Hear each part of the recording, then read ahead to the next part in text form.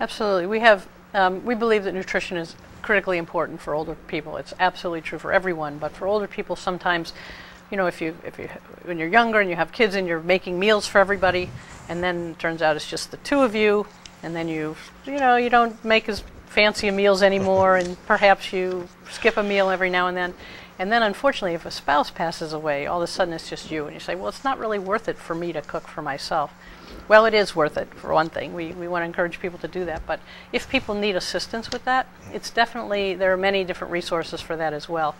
If people, such as the gentleman you described, need assistance at home, meaning a home-delivered meal or someone to do grocery shopping and cook the food for them, those services are available either through the home care program or through the home-delivered meals program, as you mentioned.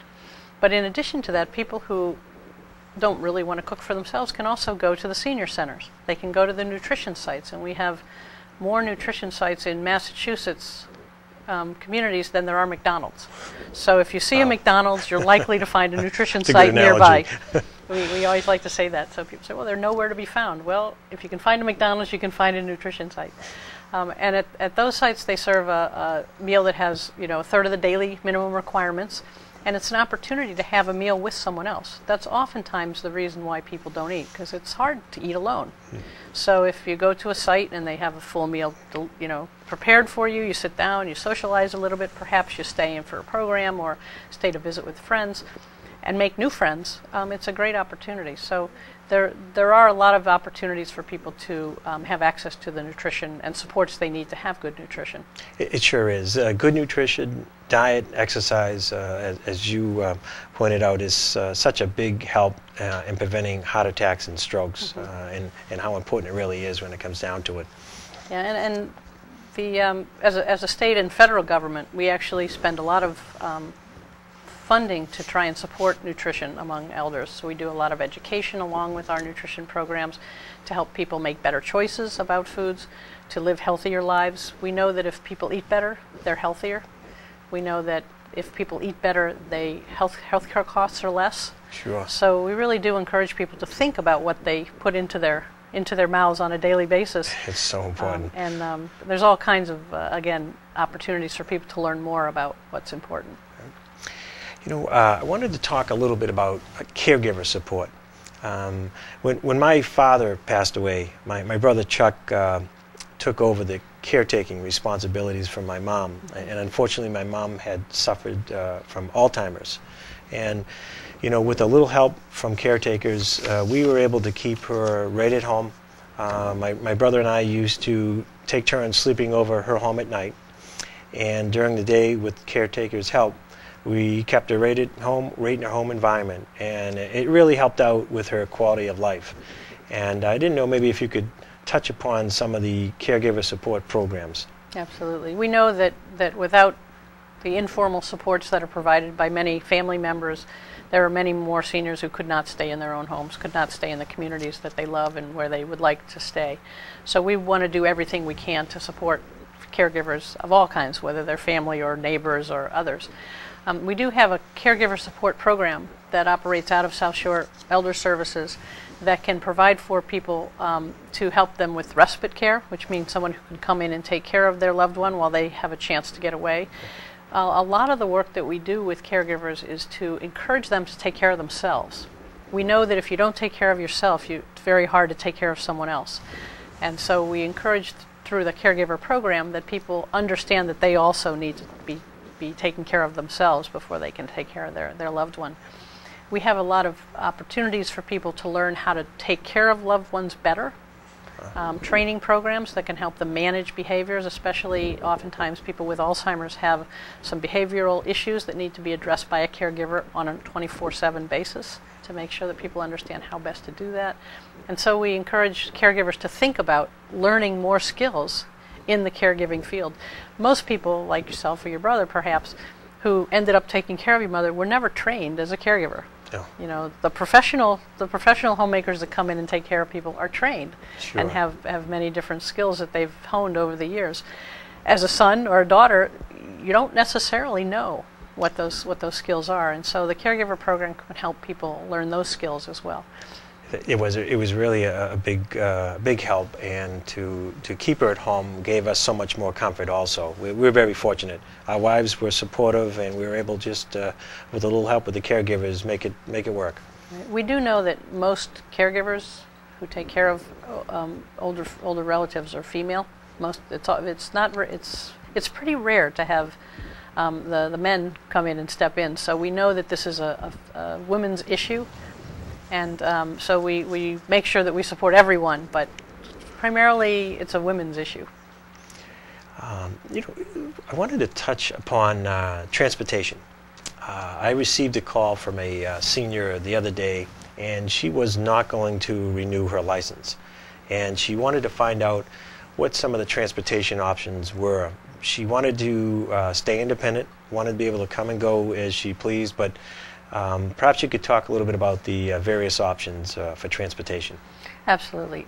Transportation is one of those issues that for the close to 40 years I've been in this business, anytime I talk with seniors, a group of seniors, or anyone, transportation comes up. It's a huge issue, just huge. What we've tried to do is to make sure that people have access to the information they need, to make sure that local councils on aging have access to transportation and transportation resources. So certainly anyone who has transportation need should call their council on aging. The council on aging or the Aging Services Access Point should have a whole litany of information for each community. Each community is different, but there are resources available to help people. For people who need extra assistance, we have the paratransit system that comes paid for through the regional transit authorities, and those services are available for people as well. I've always encouraged people to make sure that they understand that driving is not the only option. It's probably the most convenient option, but it's always not the safest option. So the idea is to really move forward to make sure that you're looking at all the options that are available. During these tough economic times, I realize seniors are struggling. They're living on a fixed income. And when it comes time to purchase durable medical equipment, wheelchairs, walkers, crutches, canes, it can be an added expense. And I wanted to make sure that some of the viewers were familiar with the Helping Hand program.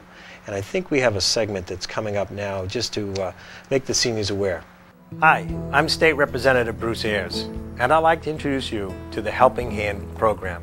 With rising healthcare costs throughout our country and our state, all too often we hear stories about our seniors, veterans, and neighbors who may not have the proper insurance or medical coverage they need for durable medical equipment.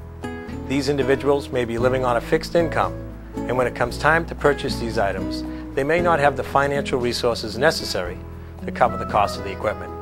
We have a solution.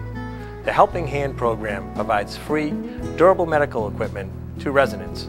Items such as wheelchairs, walkers, crutches, canes, commodes, hospital beds, and tub seats are available and stored at our facility in North Quincy.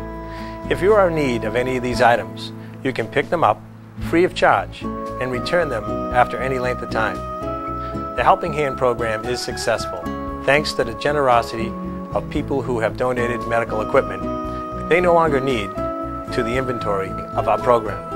I founded this in-kind program as an innovative way to help defray the expensive cost of durable medical equipment for residents in need.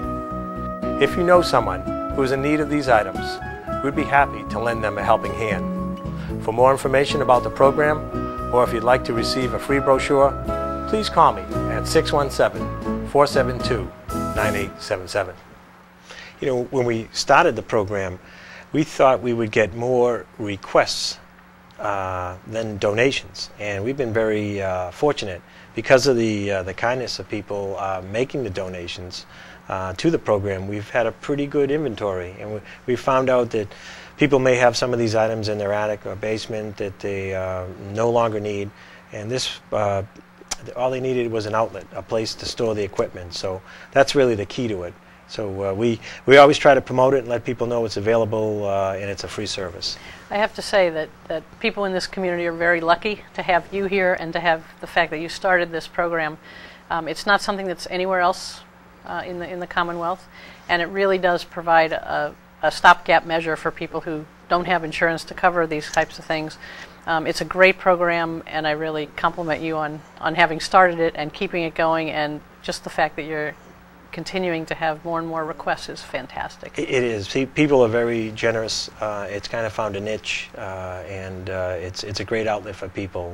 Or if anyone is looking for this equipment, give us a call. If we have it, you can have it for free. They're telling me our time is just about up, but Secretary Hartstein, I certainly appreciate how accessible your office is and your willingness to help out my constituents. And I'm very fortunate. In my legislative district, we have such great directors of elder affairs, with Tom Clasby in the city of Quincy and Rena Baker in the town of Randolph, and we have their contact information up on the screen. They both are very dedicated and run great programs at their centers. Absolutely. I mean, we have a great council on aging directors across the state, and I really appreciate your interest in seniors and helping us make sure that everyone gets what they need. And thank you. I know Governor Patrick has you crisscrossing all around the state, and I really appreciate your time. And I also want to encourage some of the viewers, if you have any questions on today's show or any other issue, please feel free to contact my office at 617-722-2230. And thanks for tuning in.